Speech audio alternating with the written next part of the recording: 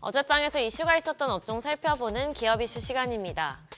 이재명 정부 출범 이후 원화 스테이블 코인의 도입 논의가 속도를 내면서 관련주가 계속해서 증시를 주도하고 있습니다. 어제도 강하게 시세 분출했는데요. 앞서 더불어민주당이 지난 10일 디지털 자산 기본법을 발의하면서 제도화에 한 발 더 다가선 가운데 원화 스테이블 코인 도입에 강한 우려를 표했던 이창용 한국은행 총재가 지난 18일 원화 스테이블 코인의 필요성을 직접 언급하면서 발행에 반대하지 않는다는 의견을 밝히자 이것이 투심에 추가로 온기를 불어넣었습니다.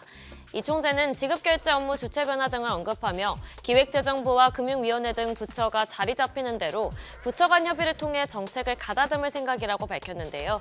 더불어서 미국에서 지니어스법이 통과되면서 스테이블 코인 제도화에 나서자 국내 역시 속도를 낼 거란 기대감이 커지고 있습니다. 마감 상황 보면 한국정보통신이 상한가 기록했고요.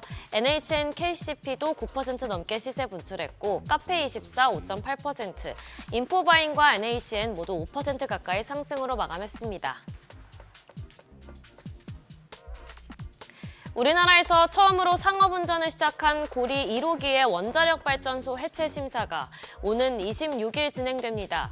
국내 첫 해체 사례인 만큼 원전업계에 관심이 집중되고 있는데요. 만약 성공적으로 해체할 경우 우리나라는 원전 가동부터 해체까지 원전 전주기에 걸쳐 경험을 쌓게 됩니다.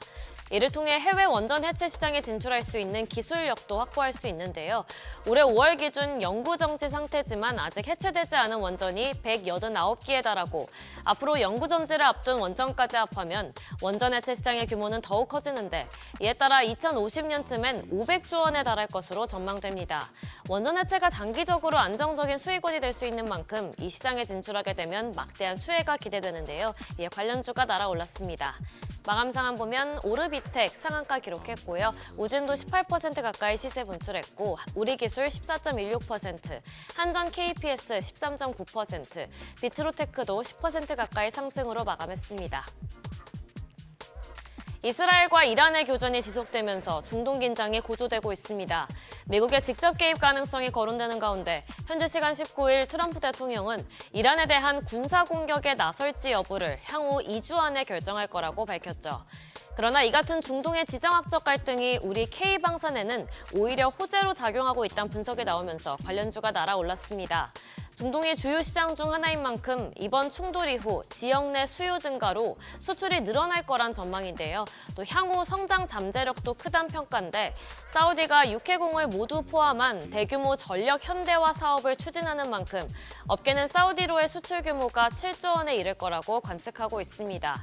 그러나 이번 사태가 장기화되면 유가와 물류비 상승으로 오히려 타격을 입을 수 있다는 분석도 있는데요. 앞으로의 흐름 지켜보셔야겠습니다.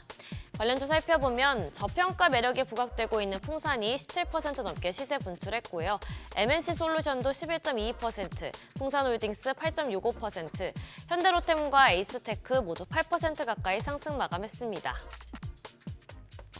마지막으로 영상 콘텐츠주가 강세 보였는데요. 스튜디오 미르가 미국의 마블 애니메이션 스튜디오와 애니메이션 제작 계약을 체결했다는 소식이 호재로 작용했습니다. 계약 기간은 2025년 6월 17일부터 2028년 3월 1일까지인데요.